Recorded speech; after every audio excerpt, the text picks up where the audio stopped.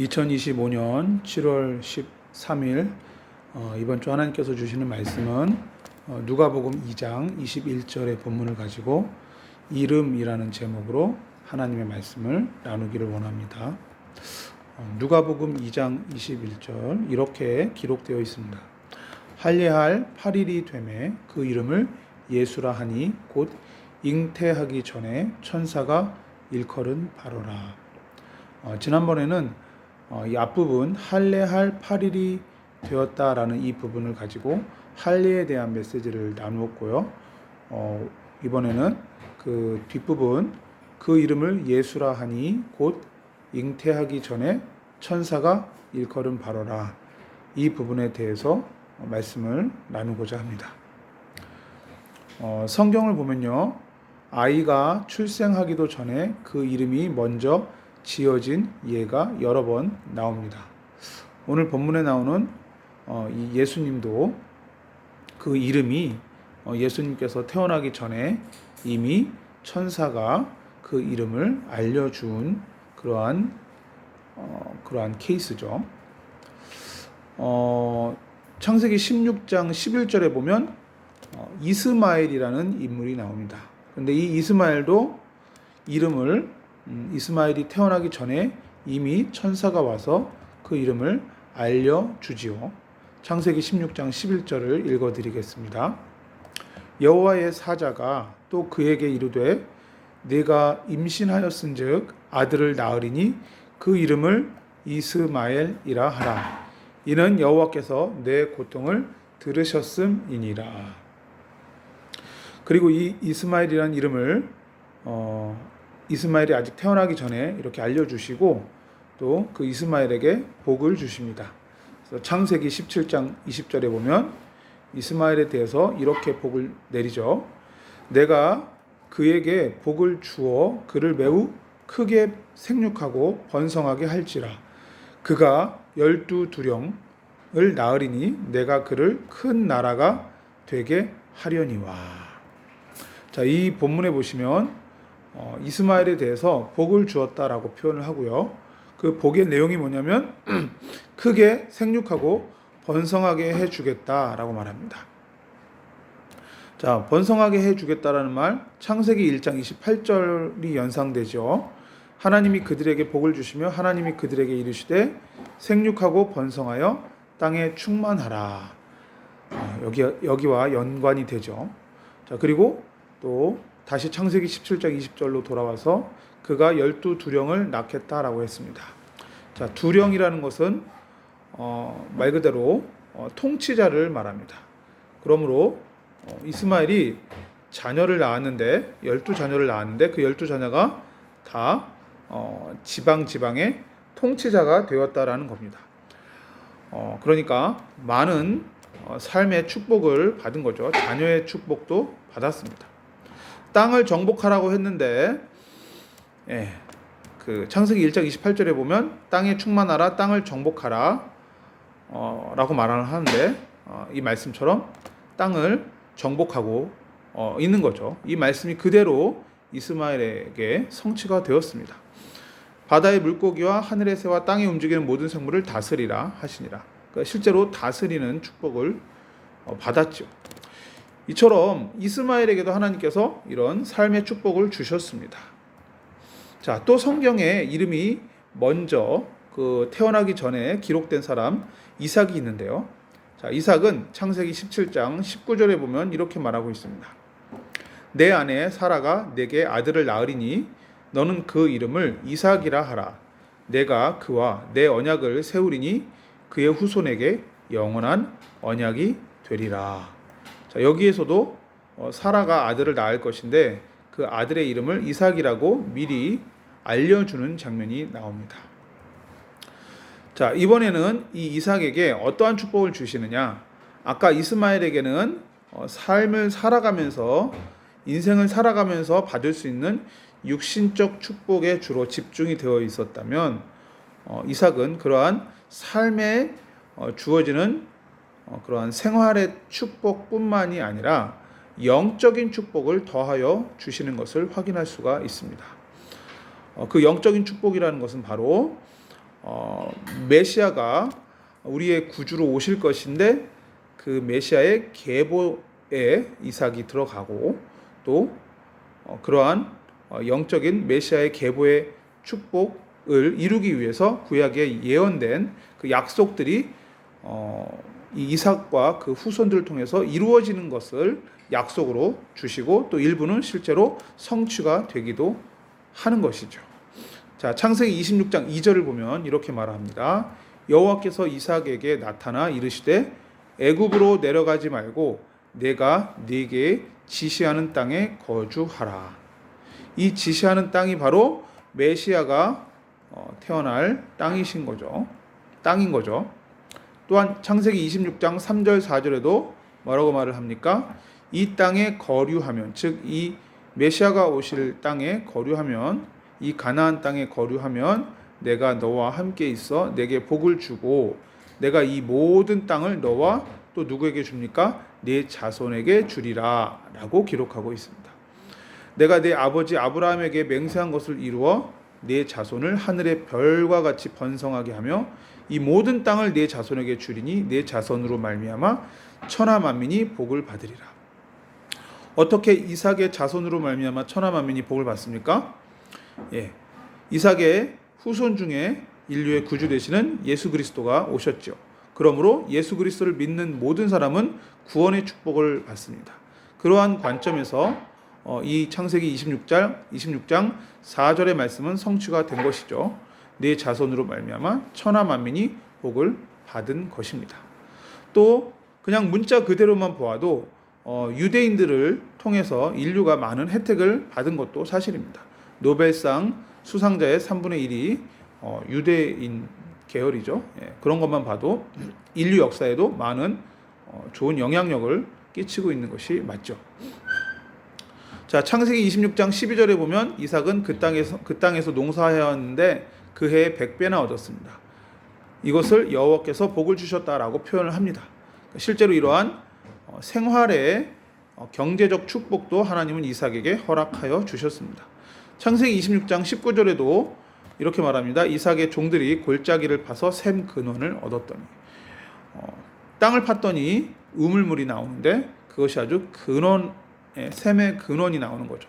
그러므로 두고두고 물을 마셔도 고갈됨이 없는 그러한 샘의 근원을 얻게 된 것입니다. 고대 시대에는 지금도 그렇지만 물이 있어야 살 수가 있습니다. 지금도 물이 있어야 살 수 있죠.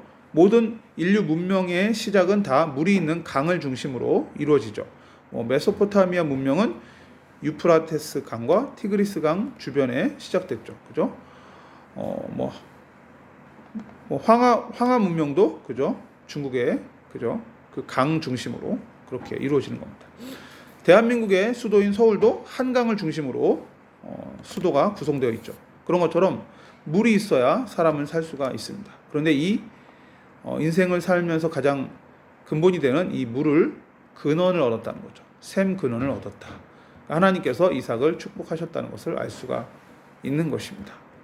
자, 이처럼 이스마엘은 육신의 축복만 주었다면 이삭은 육신의 축복과 함께 영적인 축복, 메시아가 오시는 그러한 축복을 함께 주셨다. 이렇게 우리가 정리할 수가 있겠죠. 어쨌든 중요한 것은 뭐냐면 성경에서 하나님께서 이름을 이렇게 특별히 지어주시는 분들은 특별한 하나님의 계획이 있다라는 것을 알 수가 있는 것이죠. 그리고 그 이름대로 또 쓰임받고 축복받는 것을 많이 볼 수가 있습니다. 그러니까 하나님께서 그 이름을 주셨을 때는 이미 그 인생을 계획하셨다라는 것을 알 수가 있는 거죠. 예를 하나 들어보자면 솔로몬의 예를 들 수가 있습니다. 솔로몬은 그죠? 다윗이 우리아의 아내 밧세바를 취하여 가지게 된 아이가 죽고 나서 그 다음 다시 태어난 아이죠. 그런데 이 아이가 태어날 때 이름을 뭐라고 부르느냐? 솔로몬이라고 미리 지어주십니다. 자, 역대상 22장 9절 이렇게 말합니다.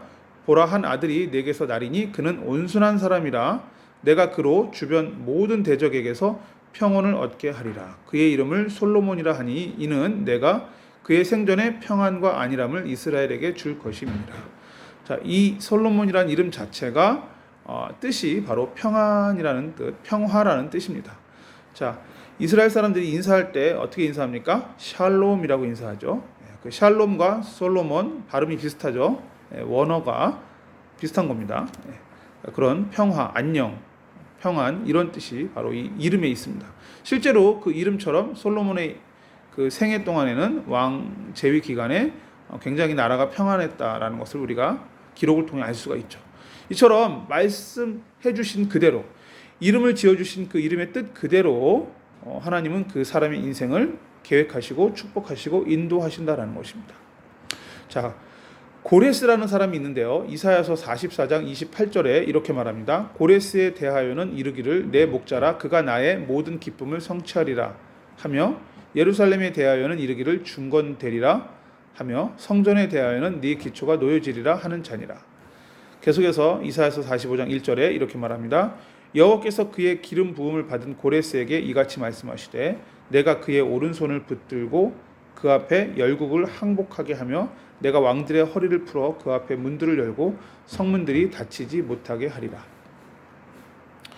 이 이사야서 45장의 약속이 기록되는 그 시점에는 고레스라는 인물은 태어나지 않았죠.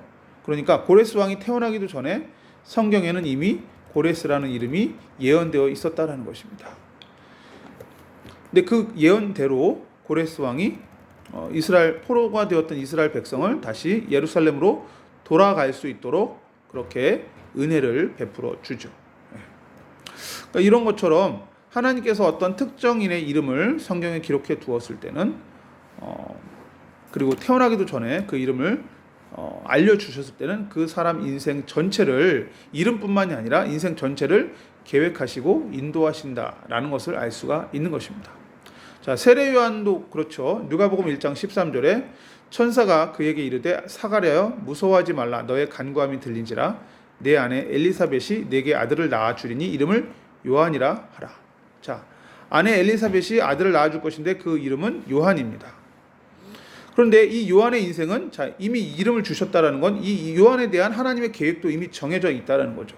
자, 요한복음 1장 23절에 하나님은 이 요한의 인생에서 무엇을 하기를 원하셨느냐 이렇게 말을 합니다. 나는 선지자 이사야의 말과 같이 주의 길을 곧게 하라고 광야에서 외치는 자의 소리로라 하니라. 즉 세례 요한은요 주의 길, 즉 예수님의 길을 곧게 하기 위해서 광야에서 외치는 자의 소리로 인생을 살다가 끝나야 되는 것이죠. 즉 이 세례 요한은 예수님의 사역이 본격화되는 그 시점에는 이제 조용히 사라져야 되는 것이죠. 소리는 한번 선포되고 나면 그 다음 사라지죠. 물론 녹음을 할 수는 있겠지만 원칙적으로는 소리는 한번 선포되고 나면 사라지는 것입니다. 그러므로 광야에서 외치는 자의 소리라는 것은 세례 요한은 사라져야 되는 존재라는 것이죠.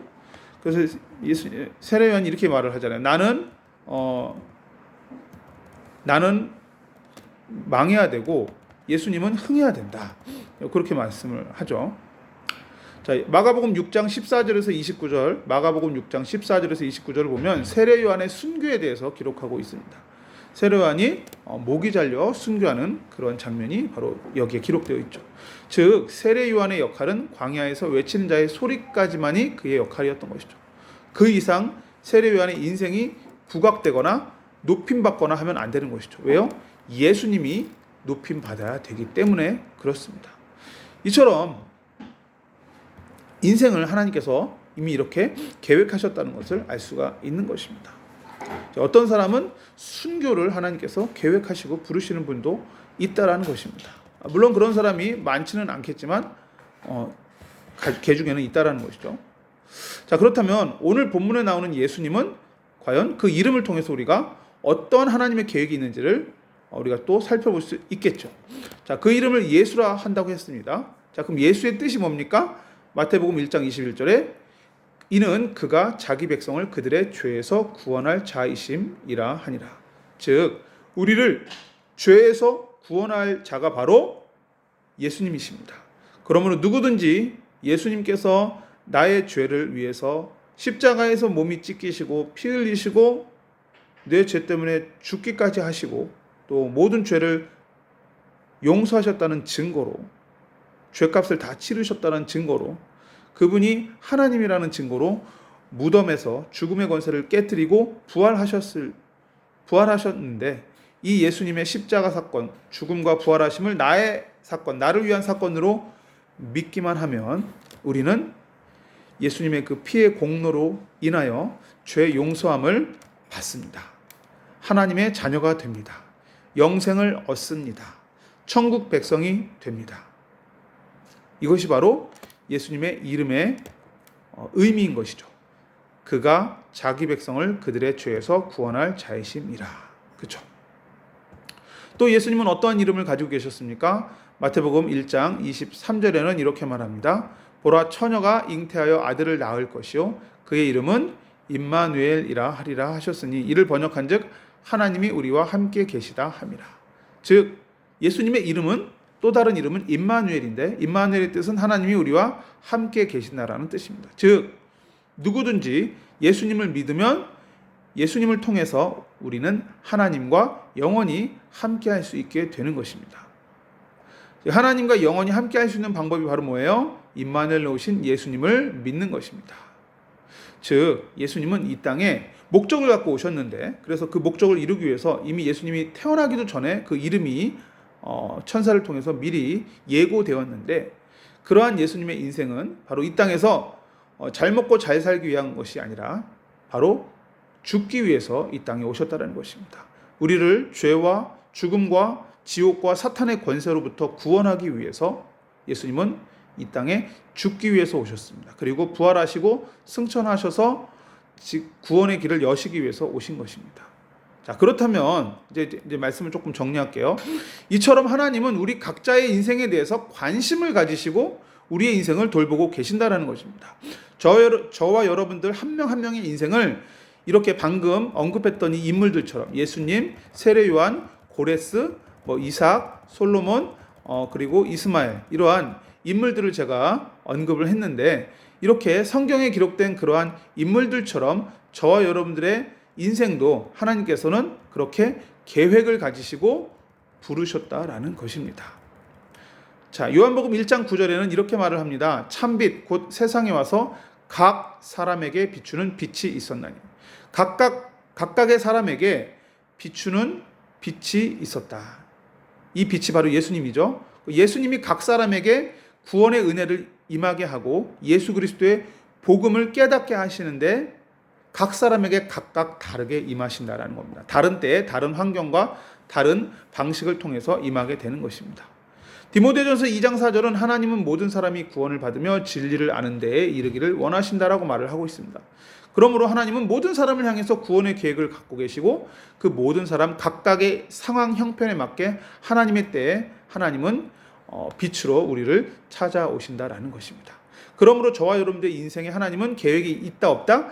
있다라는 것이죠. 아주 특별한 계획을 가지고 계신다라는 겁니다.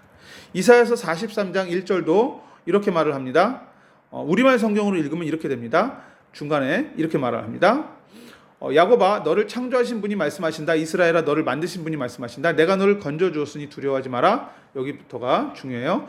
내가 네 이름을 불렀으니 너는 내 것이다. 즉 하나님께서는 우리의 이름을 친히 부르고 계신다라는 것입니다. 주비나라고 부르고 계신다라는 겁니다. 그렇죠? 아무개야라고 부르고 계신다라는 겁니다.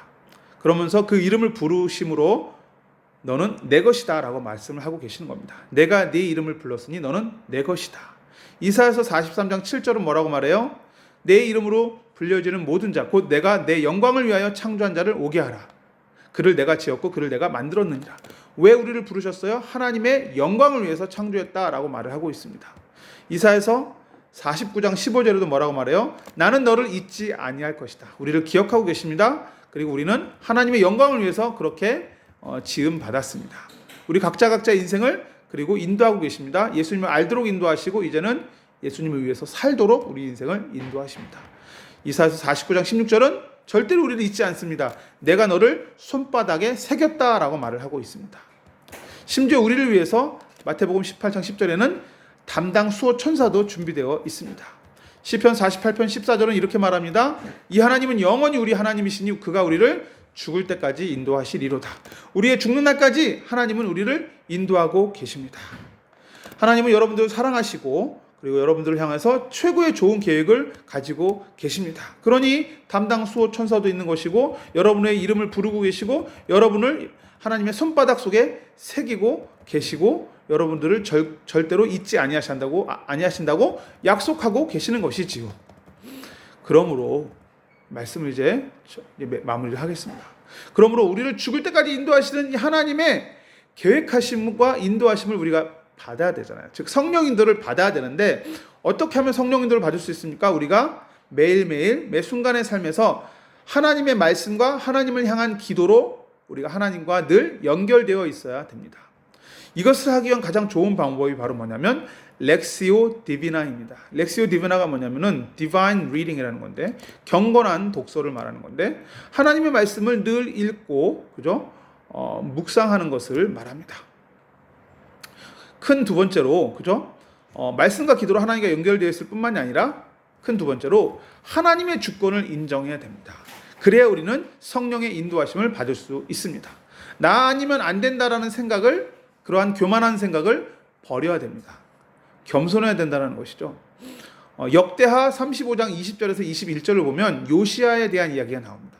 근데 요시야는 아주 뛰어난 위대한 그죠? 성전을 개혁했던 그런 아주 뛰어난 종교개혁을 일으켰던 하나님의 축복받은 왕이었습니다. 그런데 잠시 교만했던지 어떤 일이 발생했냐면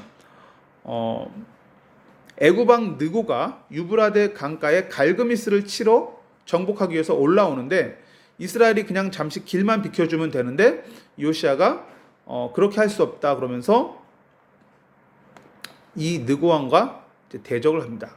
근데 이 느고왕이 뭐라고 말하냐면 하나님이 나에게 명령하사 속히하라 하셨은즉 하나님이 나와 함께 계시니 그대는 하나님을 거스르지 말라 그대를 멸하실까 하노라 이렇게 말을 해요. 즉 하나님이 나에게 명령하셔서 지금 이 갈그미스를 치러 가는 것이지 이 유대 땅을 내가 치려고 올라온 게 아니니까 나를 건드리지 말라 라고 말한 겁니다. 그런데 요시야는 이 부분에 보면 하나님께 기도했다는 말이 안 나와요. 그리고는 오히려 느고의 말을 듣지 않고 느고랑 싸우려고 하죠. 그러다 결국은 죽었습니다. 싸움에서 전사했습니다. 자, 우리가 여기서 한 가지 기억할 게 있습니다. 요시야는 성전 개혁을 하면서 종교 개혁을 하면서 하나님 앞에 축복을 받았죠. 그러면서 나름 그런 생각을 했을 것입니다. 나 정도면 하나님을 잘 섬긴다. 나 정도면 괜찮은 하나님의 사람이다. 나 정도면 신앙생활 잘한다라는 생각을 했을 것입니다. 그러니 저 불신자 애굽왕 느고가 하나님의 계시를 받아서 하나님이 함께 계셔서 이렇게 유브라데 강가에 갈그미스를 치러 올라간다라고 했을 때, 그러니 나를 건드리지 말라 했을 때 그 말을 믿을 수가 없었던 거죠. 그리고 그 말에 자존심이 상했던 겁니다. 하나님이 나에게도 나타나지 않으셨는데 저 이방 왕 애굽 왕 느고에게 나타나서 계시를 하셨단 말이야. 이게 자존심이 상했던 거죠. 그래서 하나님께 기도해 보지도 않고 무조건 싸우러 나갔던 겁니다. 자, 이때 성경을 보면요, 이 역대하 35장 20절과 21절, 22절 이 부분을 보면은 요시야가 이 싸움하기 전에 하나님께 기도했다라는 장면이 안 나와요. 즉 기도도 하지 않고 내 생각이 최고라는 교만에 빠져 있었던 것이죠. 하나님의 주권도 인정하지 않고 겸손하지도 않았던 것입니다. 그러므로 우리가 성령의 인도하심을 받고 끝까지 하나님의 이끄심을 받으려면 우리는 겸손해야 됩니다. 그리고 하나님의 주권을 인정해야 됩니다. 그리고 말씀과 기도로 늘 깨어 있어야 됩니다. 이 말씀 그대로 우리가 성령 인도 받기를 예수님의 이름으로 부탁을 드립니다. 우리 각자의 이름을 부르셨습니다. 그리고는 우리를 인도하시겠다고 약속하셨습니다. 성령 인도 받는 저 여러분들 되기를 바랍니다. 기도하겠습니다. 하나님, 오늘 성경을 통해서 미리 이름이 기록된, 태어나기 전에 이름이 기록된 여러 인물들을 살펴보았습니다. 이스마엘과 이삭과 솔로몬과 고레스와 세례요한과 그리고 예수님의 이름을 살펴보았습니다. 또한 우리의 이름도 그렇게 성경에 기록되어 있지는 않지만 각자의 인생 가운데 예수님이 우리의 이름을 부르시면서 우리를 찾아오시는 줄 믿습니다. 그 찾아오심에 우리가 반응하여 예수 그리스도의 생명의 빛 앞으로 나아가 우리가 죄사함을 받고 예수를 믿어 하나님의 자녀가 되고 천국 백성이 된 줄로 믿습니다. 이제 우리의 인생 전체를 여호와 하나님께서 인도하고 계시는데 말씀 가운데, 기도 가운데 하나님과 늘 연결되어 있음으로 말미암아 주님의 인도를, 세밀한 인도를 잘 받게 하여 주시고, 주께서 우리를 인도하실 때 교만하지 않고 항상 겸손하게 하시고, 내 생각이 최고다라는 생각, 교만함 버리게 하시고, 하나님의 세미한 음성 들을 수 있게 하시고, 하나님의 주권을 인정하게 하여 주옵소서. 겸손하게 주님 앞에 서고 주님의 말씀 앞에 설 수 있게 하여 주옵소서. 그리하여 성령 인도 받고 성령께서 원하시는 사역을 감당하다가, 주님의 말씀에 순종하다가 주님 부르시는 때에 천국 갈 수 있도록 축복하여 주옵소서. 예수님의 이름으로 기도하옵나이다. 아멘.